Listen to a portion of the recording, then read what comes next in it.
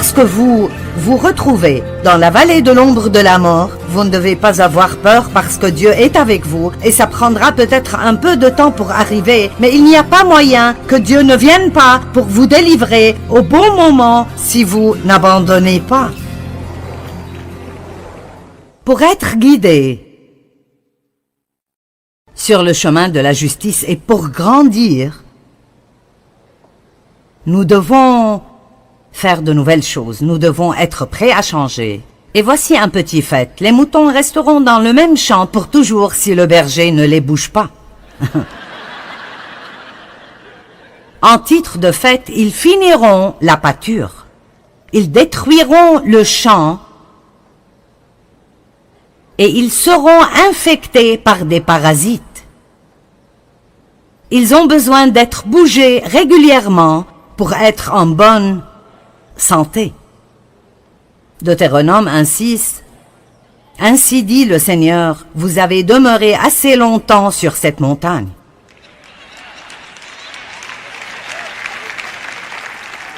Allez, certains d'entre vous continuent à danser autour du même fichu problème. Vous avez eu la même mauvaise attitude pendant les dernières 20 années. Vous avez été énervé contre la même personne pendant ces 5 dernières années. Vous avez le même poids sur les épaules depuis que vous aviez 20 ans. Et c'est le moment de dépasser cela. Oui, vous êtes rendu juste avec Dieu à travers votre foi en Christ, mais maintenant c'est le moment de briller un peu plus fort. Le chemin du juste brille toujours plus et plus. Puis-je vous dire quelque chose? Jésus est l'espoir du monde, mais les gens ne verront pas Jésus s'ils ne le voient pas à travers son peuple. Quoique Dieu est pour vous, n'importe quel voisinage, ou quel travail, ou quelle école, ou quelle église, vous êtes placés stratégiquement par Dieu pour un but. Et votre but est de briller. Allez! Eh bien, je ne sais pas ce que Dieu veut que je fasse. Je ne sais pas quel est mon appel. Brillez! Allez au travail et souriez. Et quand les gens vous demandent pourquoi vous êtes si heureux tout le temps, dites-leur « Parce que je connais Jésus, j'ai toujours de l'espérance. Mes circonstances ne sont pas toujours ce que je veux qu'elles soient, mais il est mon aide. »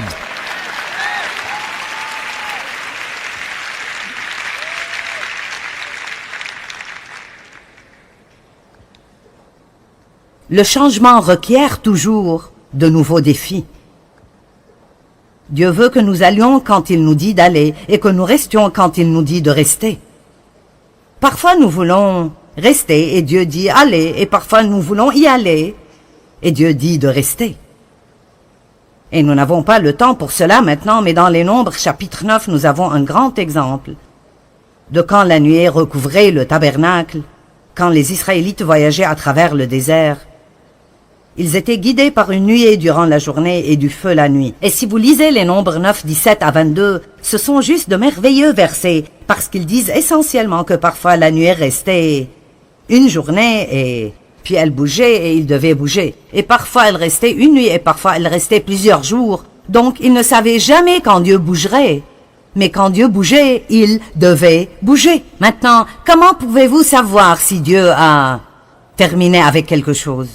Il n'y a rien qui vous rend plus misérable que de continuer à s'accrocher à quelque chose dont Dieu a terminé depuis longtemps. Êtes-vous enclin à rester au même endroit jusqu'à ce qu'il devienne vide? Avez-vous besoin de quelque chose de nouveau, mais vous êtes soit trop paresseux pour bouger ou trop effrayé pour bouger? Quand l'endroit où vous êtes ne vous donne plus le maximum de bénéfices, vous devez bouger. Vous devez changer.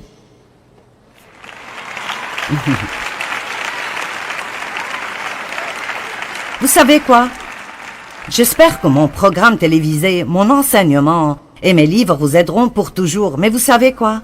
Si vous arrivez au point où vous avez reçu tout ce que vous pouvez recevoir de ma part, alors, s'il vous plaît, allez écouter quelqu'un d'autre parce que la chose la plus importante est que vous grandissiez. Et vous savez, des personnes différentes obtiennent des choses différentes de personnes différentes. Certaines personnes n'aiment pas la façon dont je prêche et puis d'autres, la seule façon dont ils apprendront quoi que ce soit est de l'écouter de quelqu'un comme moi qui confronte. Mais certaines personnes ne peuvent pas supporter cela. Je veux dire, ils seraient prêts à juste me jeter au chien.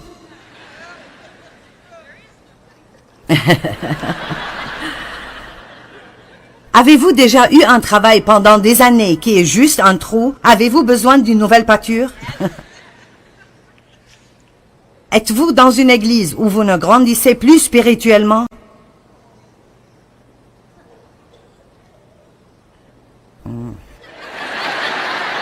Wow, les gars, vous êtes très silencieux.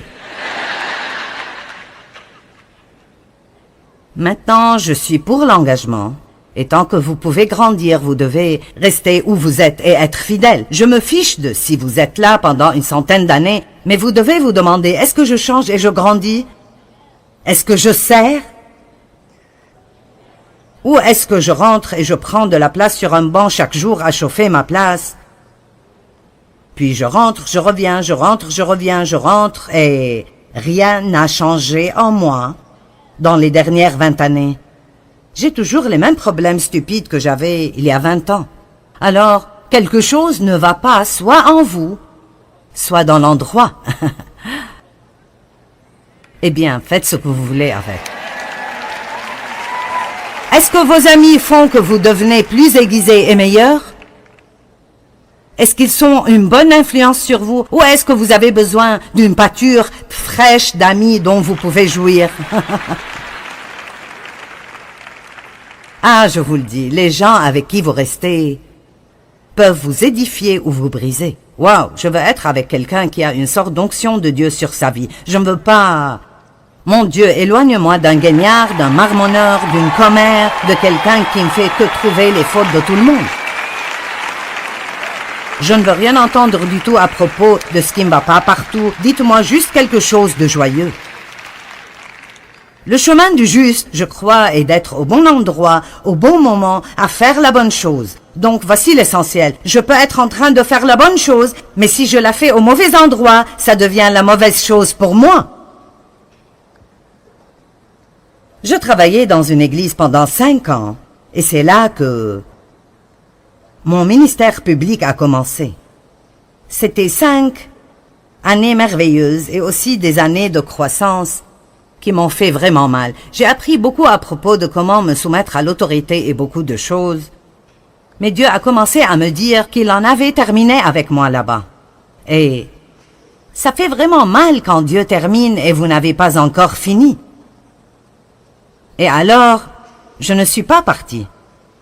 J'ai ressenti que Dieu voulait que je sorte et que je commence mon propre ministère. Ce n'est pas que j'essayais d'être une femme rebelle, j'ai juste vraiment ressenti que Dieu voulait que j'aie une plateforme plus grande que celle que j'aurais pu avoir si j'étais restée là-bas, parce que je travaillais pour quelqu'un d'autre et j'avais besoin de l'aider à accomplir sa vision.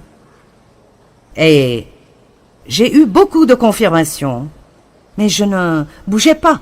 Je ne voulais blesser personne, ni que les gens pensent que j'étais rebelle. Je ne voulais pas qu'ils pensent que j'étais arrogante, ni échouer et me couvrir de ridicule. Il y avait toutes sortes de raisons, et une nuit j'étais assise au premier rang, sur la deuxième chaise en comptant de l'allée, où je m'asseyais chaque dimanche matin pendant 2 réunions, et chaque mardi soir parce que je faisais partie du groupe de leadership, et Dieu m'a appelé fortement. J'ai entendu très fortement à l'intérieur, « Qu'est-ce que tu fais ici ?» Eh bien, je vais à l'église. C'est ce que je fais. Et la chose suivante que j'ai ressentie dans mon cœur était, je n'ai plus besoin de toi ici. J'ai besoin de toi autre part maintenant. Ça ne se rapporte pas à être là où je voudrais être pour mon propre bénéfice. Je dois être là où Dieu peut m'utiliser le plus possible.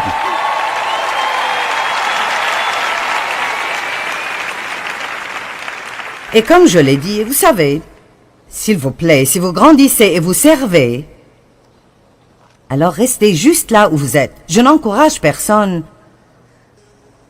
à quitter son église ou son travail ou ses amis, mais je vous demande d'examiner le fruit de ce que vous faites et de voir, est-ce que vous grandissez? Est-ce que ça vous aide à devenir tout ce que Dieu veut que vous soyez? Et si vous avez besoin de quitter, vous n'avez pas à le faire d'une façon vilaine et méchante.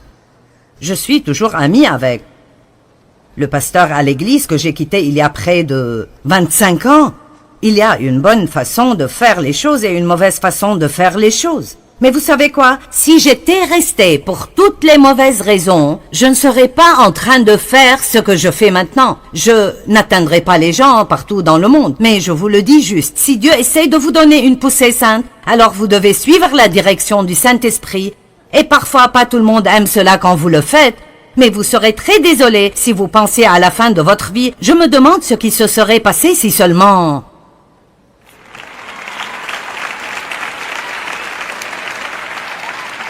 Donc, maintenant, j'espère que je ne causerai de problème à personne et que vous n'irez pas faire un tas de trucs stupides. Combien d'entre vous comprennent l'équilibre de ce que j'essaie de partager avec vous? Donc, mon cheminement avec Dieu était très intéressant, comme celui de tout le monde, et j'ai trouvé que la vie est une forme incessante de laisser tomber et de tenir fermement. Laissez tomber et tenir fermement. J'ai abandonné un travail à plein temps pour me préparer pour le ministère et tout ce que je faisais était ces études bibliques. Quand j'ai abandonné ce travail, j'ai pensé que sûrement Dieu nous bénira financièrement et que nous verrions des miracles dans nos finances. Mais pendant 6 ans, nous devions juste faire confiance en Dieu pour nos chaussettes et nos sous-vêtements. Alors j'ai fait ce qu'il faut et les choses ont semblé aller en arrière avant que nous n'avancions. Écoutez, parfois notre engagement sera testé. Nous abandonnons notre enfance et nous devenons adolescents, puis nous devenons adultes. Nous abandonnons des amis et nous allons à l'université. Nous abandonnons ces amis et nous obtenons un travail. Nous nous marions, nous laissons nos parents, nous avons des enfants, nous laissons tomber notre liberté. Combien d'entre vous n'ont pas manqué ce que j'ai dit là? Amen. Nous prenons un peu plus de responsabilité. Nos enfants partent, nous devons prendre en main une toute nouvelle vie. Et personnellement, je suis à un endroit dans ma vie où je dois m'occuper de quelques rides dont j'aurais préféré ne pas m'occuper. Combien d'entre vous en sont là? Vous devez vous occuper d'un genou qui ne veut plus faire les choses qu'il pouvait faire auparavant, et une ride qui n'était pas là un jour avant quand vous regardiez dans le miroir. Donc, est-ce que je veux faire les choses comme il faut ou je les ferai à ma façon? Est-ce que je vais faire les choses que je veux faire ou est-ce que je ferai ce que Dieu veut que je fasse? Si nous faisons toujours ce que Dieu veut que nous fassions, nous aurons toujours la paix. Faire la bonne chose est quelque chose de merveilleux. Prenons un engagement ce soir. Seigneur, à partir de maintenant, je ferai juste avec ton aide ce que je crois dans mon cœur être bon. Je ne discuterai pas, je ne ferai pas d'excuses. Je veux juste très simplement faire ce que je crois être la bonne chose à faire. Combien d'entre vous savent que si vous faites du shopping et ils vous rendent de trop d'argent, le garder n'est pas la bonne chose à faire? Combien d'entre vous savent que quand vous achetez des affaires, que ce n'est pas bon de laisser le chariot dehors au milieu du parking collé à la voiture de quelqu'un d'autre? Regardez comme vous êtes intelligent. Combien d'entre vous savent que ce n'est pas bien de s'asseoir au travail et de jouer sur l'Internet quand votre patron ne regarde pas? Oh, à peu près la moitié d'entre vous savent cela. Eh bien, vais-je devoir modifier mon message? Ça s'appelle l'intégrité.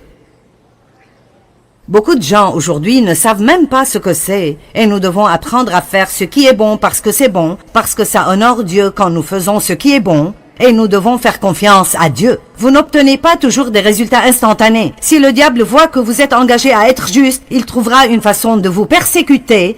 Mais si vous êtes droit, vous arriverez ultimement à une récompense qui est si merveilleuse que vous ne saurez absolument pas quoi en penser.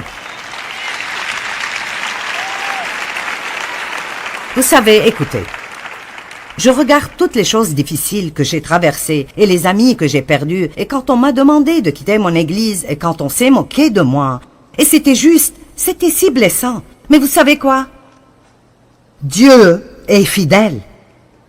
Et je vous dis quoi? Je suis toujours là et je peux aider les gens et j'ai une vie heureuse maintenant. Je veux dire, j'ai 71 ans et je parcours le monde entier.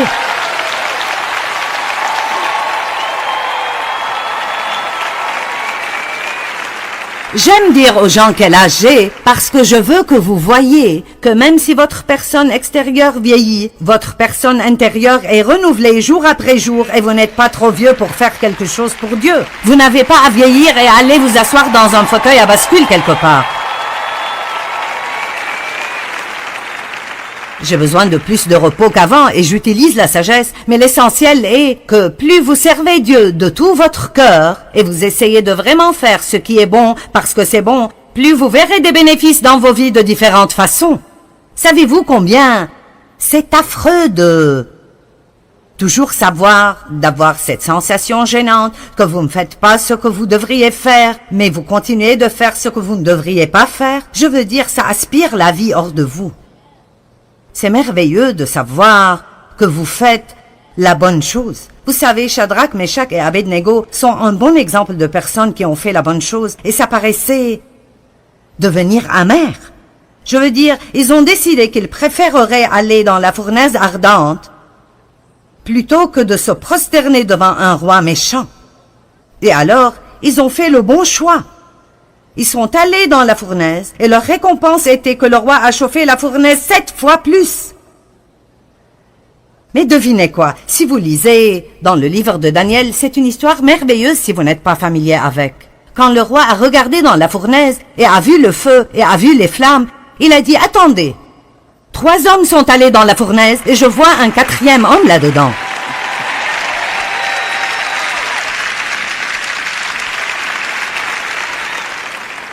Et j'aime cette partie. Ils sont entrés liés et ils sont sortis sans lien. Parfois, c'est dans la fournaise que vos plus grandes chaînes sont brisées dans votre vie. Et alors,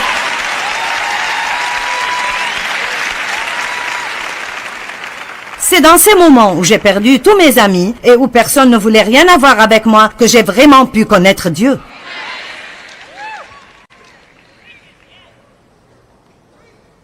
Et j'aime le fait que la Bible dit que quand ils sont sortis, ils ne sentaient même pas le feu. Il me conduit sur le droit chemin, et si je devais traverser la vallée de l'ombre de la mort, je ne craindrai aucun mal, car tu es auprès de moi. Juste parce que je fais la bonne chose ne veut pas dire que je n'aurai pas de difficultés. Et ce n'est pas quelque chose à propos de quoi je dois me plaindre. Ce n'est pas quelque chose où j'ai besoin de rappeler Dieu combien je suis bonne et comment je ne comprends pas pourquoi ceci arrive avec moi. Pourquoi moi? Pourquoi moi? Pourquoi moi? Eh bien, pourquoi pas moi? Si je fais confiance en Dieu, je peux lui faire confiance dans la vallée, comme je peux lui faire confiance sur les sommets de montagne. Et je peux avoir confiance que Dieu a quelque chose de bon pour moi, même si ça arrive dans la fournaise. Joseph a pris la bonne décision quand la femme de Potiphar a essayé de le séduire. Il a dit non pour maintenir son standard moral. J'aimerais voir plus de cela aujourd'hui. Vous ne voulez pas que j'en parle, n'est-ce pas? Waouh! Et il a dit, non, je ne serai pas impliqué sexuellement avec toi. Pourquoi? Parce que ce n'était pas bien. Il l'a fait pour honorer Dieu. Fin de la conversation. Alors, elle a menti à son propos. Elle a dit qu'il a essayé de l'attaquer. Potiphar l'a cru. Et Joseph est allé en prison pendant 13 ans pour quelque chose qu'il n'a pas fait. Il a fait la bonne chose et a passé 13 ans en prison. Mais ces années derrière les barreaux sont la période où Dieu l'a forgé pour être un homme qu'il pouvait utiliser. Et il est allé de la fosse au palais et a fini par être le 2e homme gouvernant dans tout le pays.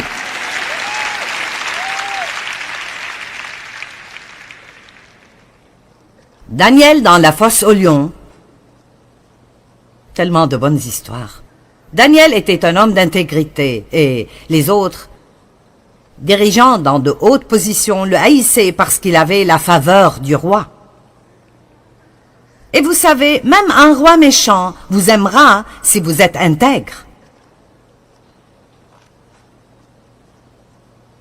Et alors, il savait que la seule façon dont il pouvait piéger Daniel et le fourrer dans les problèmes, et s'il pouvait faire une sorte de loi impliquant son engagement pieux, qu'il savait qu'il ne briserait jamais parce qu'il honorait Dieu. Alors ils ont fait que le roi accepte cette loi, que pendant 30 jours, quiconque demande quoi que ce soit à une autre personne ou un autre Dieu ou roi autre que ce roi devra être jeté dans la fosse aux lions. Eh bien, Daniel avait l'habitude de prier 3 fois par jour avec la fenêtre ouverte, et il a continué à prier 3 fois par jour avec la fenêtre ouverte. J'aime le fait que la Bible dit avec la fenêtre ouverte. Il n'a pas dit je vais prier en secret pour ne pas être attrapé. Et évidemment, il a été mis dans la fosse aux lions, et le roi était plus gêné à ce propos que lui. Et le roi est resté réveillé toute la nuit. Quand vous faites la mauvaise chose, vous ne pouvez pas dormir. Il n'y a pas de preuve biblique que Daniel a dormi toute la nuit dans la fosse aux lions, mais j'ai vu des illustrations de lui en train de dormir alors qu'il était là-dedans, avec tous les lions tout autour de lui. Et quand le roi a regardé le lendemain et a vu qu'il était toujours vivant, il est devenu si excité. « Oh, ton Dieu t'a sauvé !» Et il a dit, « Mon Dieu est venu et a fermé la gueule des lions et m'a délivré. » Et voici l'essentiel. Vous faites ce qui est bon, vous êtes punis à cause de cela, mais Dieu viendra et fermera la gueule des lions. Il viendra et vous délivrera. Je ne sais pas où vous êtes dans la vie maintenant, ou à quel genre de décision morale vous faites face, quel genre de décision vous prenez à propos des compromis que vous devrez peut-être faire pour garder votre travail et vos amis. Juste parce que vous vous retrouvez dans la vallée de l'ombre de la mort, vous ne devez pas avoir peur parce que Dieu est avec vous et ça prendra peut-être un peu de temps pour arriver, mais il n'y a pas moyen que Dieu ne vienne pas pour vous délivrer au bon moment si vous n'abandonnez pas.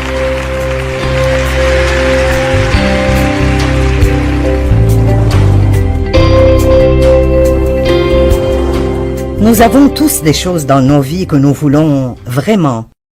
Mais je pense que c'est génial d'arriver au point où nous pouvons dire à Dieu, « Je veux ce que tu veux, même plus que je ne veuille ce que je veux, parce que je sais que ta volonté sera toujours meilleure. » Et quand nous arrivons à ce point, alors, si nous entendons « nom de Dieu », nous pouvons toujours voir cela comme quelque chose de bien.